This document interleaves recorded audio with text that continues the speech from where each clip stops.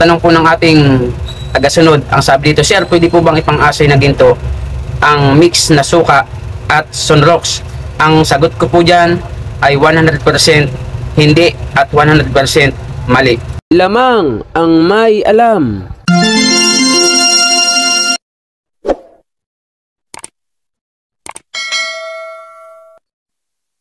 Magandang panahon ulit sa inyo mga Modern Treasures. Ano po?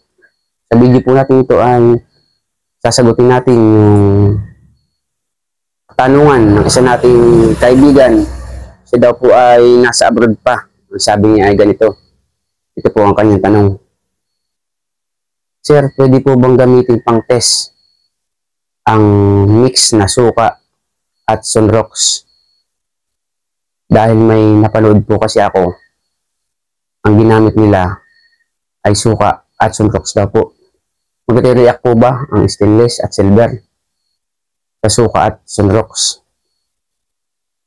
So, ang sagot ko po dyan ay yung silver, kapag binabad mo po kahit sa suka lang or kahit sa sunrox po, talaga po mangingitim ang silver. Pero, hindi po yan pwedeng gamitin na pang test ng ginto. Kahit na po pagsamahin mo ang suka at sunrox, hindi po yan pwedeng ipang test kung ang isang alahas ba ay tunay na gold.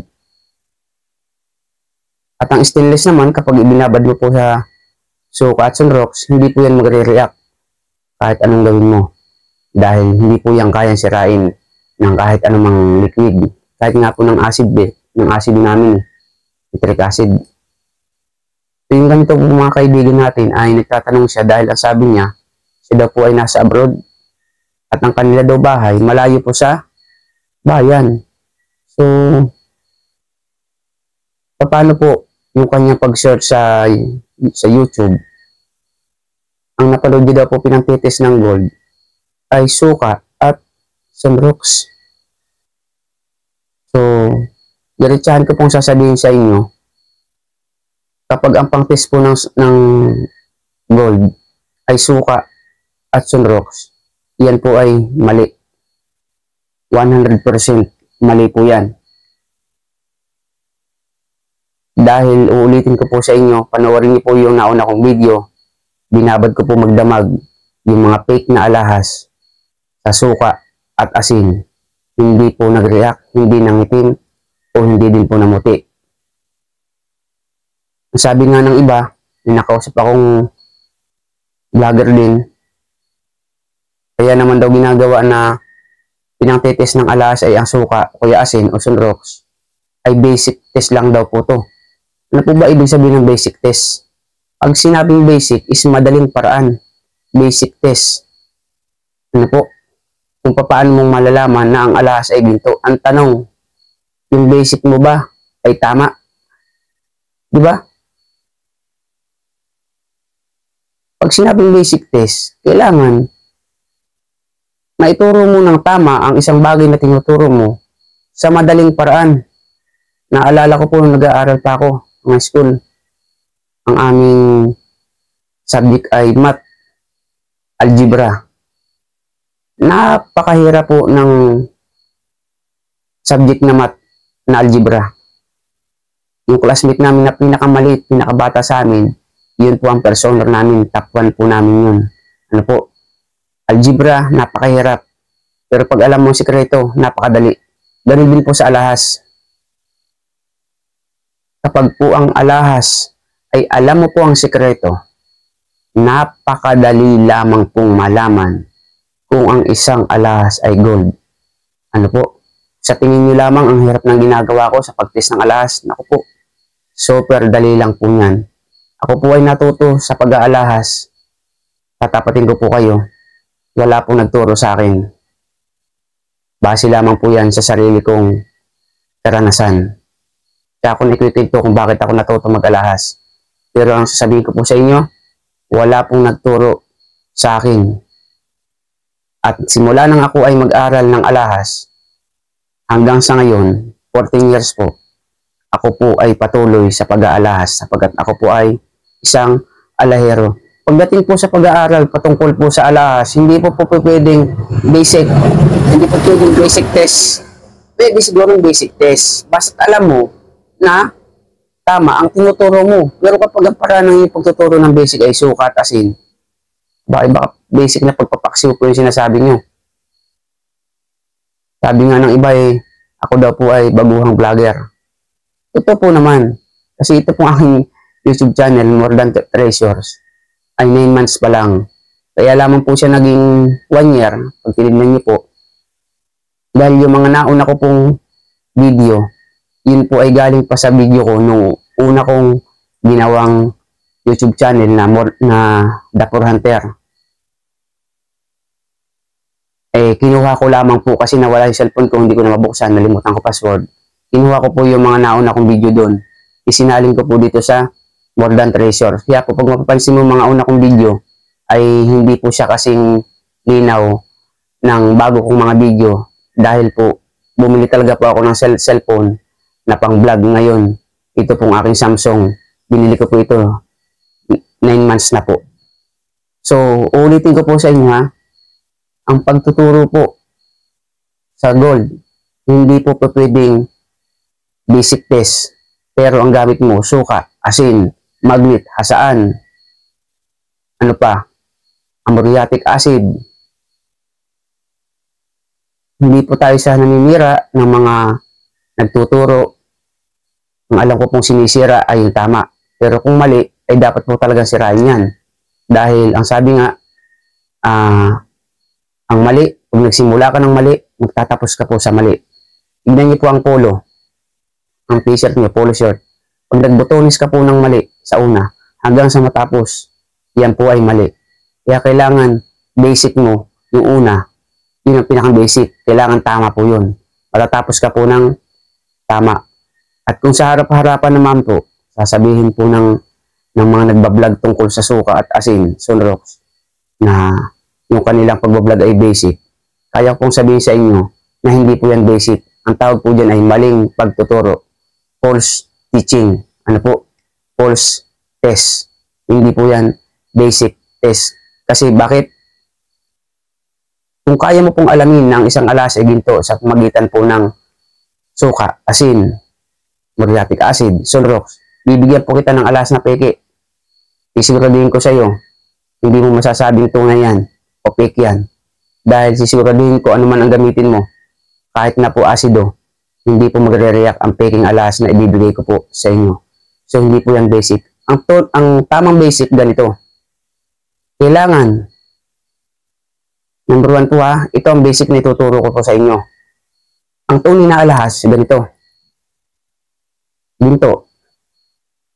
Amuyin mo po yan. Basic po yan. Pag inamoy mo po yan, pag malansa po yan, hindi po yan gold. Matik po yan tanso. Okay, nakuha niyo po. Pero kapag ang stainless po ay tinubog sa ginto at inamoy mo, hindi din po yan malansa. Pero may laban ka na.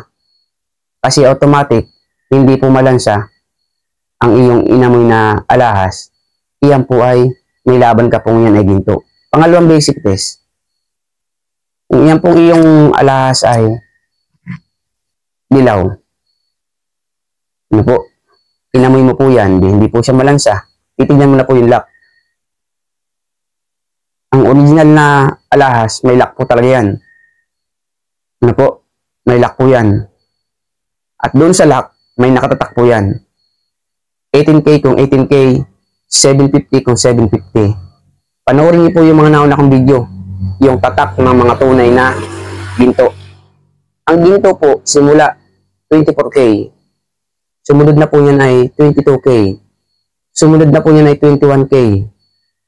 Sumunod na po yan ay 18K. May 16K pa po yan. Sumunod po yan ay 14K.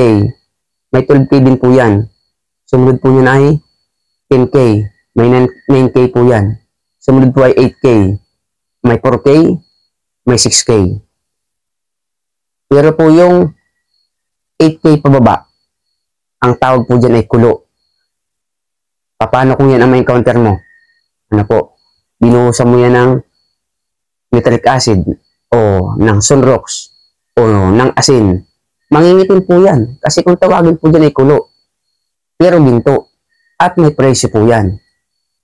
Hindi lamang po ako makakuha ng mga kulong alahas. Pag may nagbenta po sa akin ng kulong alahas, ibablog ko po kung paano malalaman na ang isang alahas ay kulo, pero ginto. So pagdating po sa pag-aaral ng gold, hindi po pwedeng basic test na mali naman ang iyong pagtuturo. Talaga po ako nanonood din. Alam niyo po ba kung bakit ako nakaisip mag-vlog tungkol po sa alahas? Lahat po, hindi po naman lahat, marami po akong napanood na talaga pong mali ang kanilang katuruan. Uulitin ko po sa inyo, kapag ikaw ay nagtuturo ng mali, tutorial po ito eh. Pag sinabing tutorial, ikaw po ay nagtuturo, nagtuturo. Ngayon, paano ka magtuturo kung wala kang alam? Paano mo ituturo kung hindi mo kabisado? Para ka lamang mong driver ng bus. Nagdadrive ka, pero hindi mo alam kung saan ang iyong patutunguhan. Isiguraduhin ko siya kapatid, sisisihin ka ng lahat ng pasahero mo. Ang lakas mo mag-drive. Wala ka pala namang alam kung saan pupunta ang ating sasakyan. Ganun din po sa pagtuturo ng alahas. Nagtanong pa nga sa akin personal gaano ba kagaling ikaw? Pumilates na ginto. Hindi po naman ito sa pagmamalaki. Kumuha ka po ng isang sako. Pinakamalaking sako, pids. Punuin mo po ng peking alahas. Bahala ka na kung anong gagawin mo sa peking alahas. Kung babalutin mo ba ng makapal na ginto, kung tatatakan mo ba ng mga tatak na iba't ibang tatak, ilagay mo sa isang punong sako yung mga peking mong alahas. Lahukan mo siya ng isang peraso, kahit gatiting na tunay na ginto. Ituturo ko po sa iyo kung alin po dyan ang tunay na ginto sa paraang nalalaman ko. Ngayon, kung ang gagamitin na po suka, asin, sunrox, asaan, bitchin, bitchin pa, tapos magnet. Ewan ko lang kapatid, sisiguraduhin ko po sa inyo.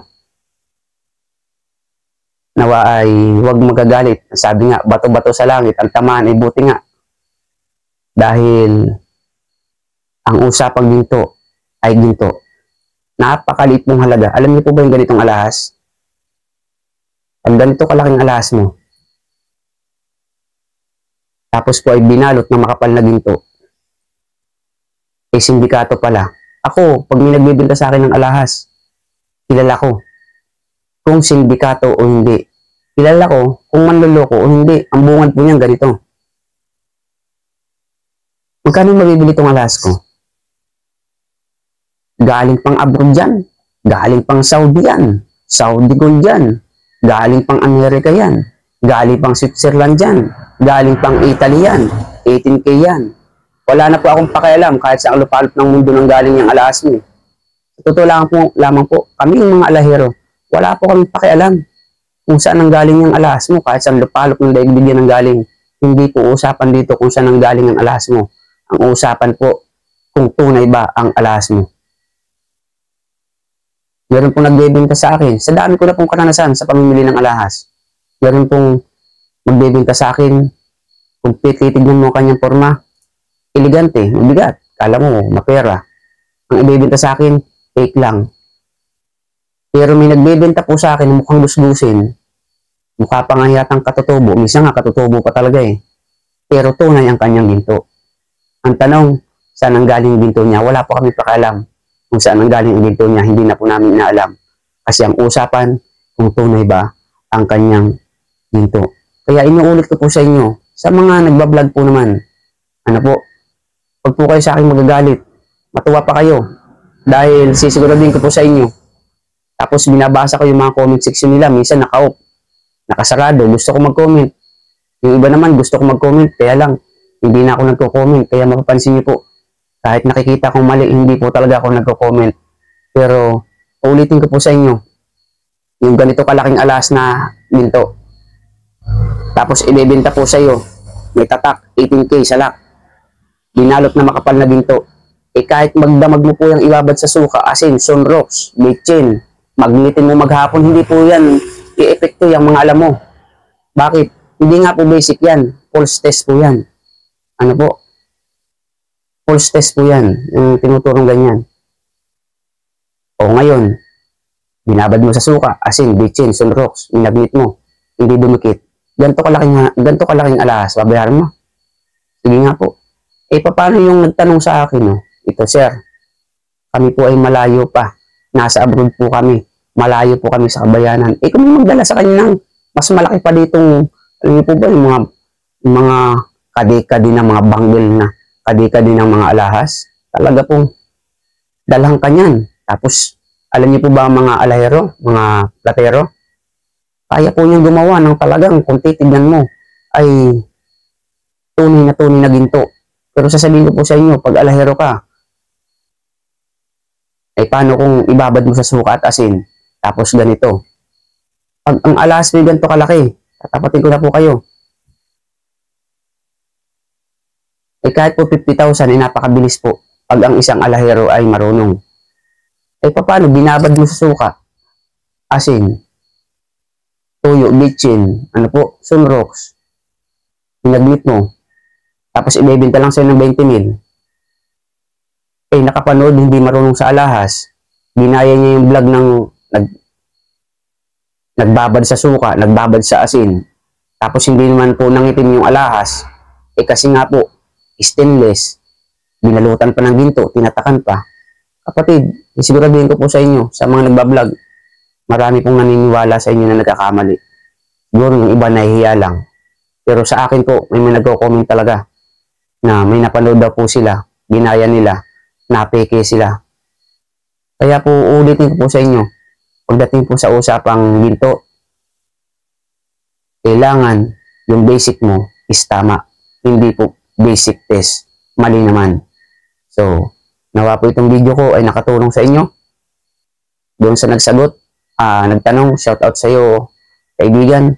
Hindi ko naman alam yung tunay na account mo. Basta shout out na lang sa iyo. At pakishare mo itong aking mga video sa mga makapapanood. Pakishare niyo po ito. Kung kinakailangan personal, ay di personal. Patutunayan ko po sa inyo. Personal na suka, asin, bitchin, tuyo, sunrox, muriatic, magnet, hindi po yan pwedeng ipang kilatis ng ginto. Ang number 1 talaga na pangkilatis ng ginto ay ang asido at bato. At higit sa lahat, yung kaalaman mo tungkol sa ginto. Kaya po ako nag-vlog, nag-research po ako. Ang sabi ng magagaling na vlogger, kung gusto mong ikaw ay makatulong sa kapwa mo, pamagitan ng tutorial, kailangan ay eksperto ka sa iyong tinuturo. Kaya nga po, yung tanong sa akin kung gaano daw po ako kagaling tumingin ng alahas, inuin mo po kahit 2 sako na peking alahas ang sako. Lagyan mo na 1 pirasong tunay. Sasabihin ko po sa inyo kung alin po dyan ang tunay na ginto. Yun lamang po at marami pong salamat. Nawa ay nakasagot ako sa inyong tanong, kaibigan. At see you on my next video. Pakisubscribe po aking channel kung bago pa lamang kayo. Paki-like at paki-share. Comment po kayo kung meron po kayong katanungan. At yung mga request nyo po, ilagay nyo din po. Pasensya na po kayo dun sa mga nauna nagre-request. Kasi medyo dumadami na po yung mga request sa akin. Talaga pong uunahin ko po muna yung mga nauna. At dun po sa humihingi po ng asido, pagpaumanhin nyo po, sa next year ko na po kayo bibigyan by January po. Dahil sa totoo lamang, 3 taon na po ako halos hindi nakakaluwas ng Manila para po kumuha ng asido. Kaya yung asido ko pong sinlaki lang ng Aymo, yung Aymo, yun po ay 3 years na, kukunti na lang. At dito po sa amin ay tag-ulan. Sa next year po ay luluwas na po ako ng Manila. At hanggat maaari, bibigyan ko po kayo nang wala po kayong gagasusin. Kasi may mga nagchat-chat na po sa akin. Sila daw po ang bahala kung magkano man ang shipping. Pero nawa ay mabigyan ko po kayo nang wala po kayong babayaran bilang tulong ko po sa inyo. At basta tulungan nyo lamang din po ako, pakishare nyo po ang aking channel. Pero kung makakaluwas naman po ako ng maaga-aga, basta yung mga nag-request na po sa akin, standby lamang po kayo. Yung pangako ko pong kayo bibigyan ng asido plus bato ay ibibigay ko po sa inyo. At ang bato po kasi, hindi yan basta-basta nakukuha kung saan lang. Yan po ay may lugar na pupuntahan ko pa para kumuha po ng mga bato na pangkilatis na dito. Maraming po salamat. God bless po. Lamang ang may alam.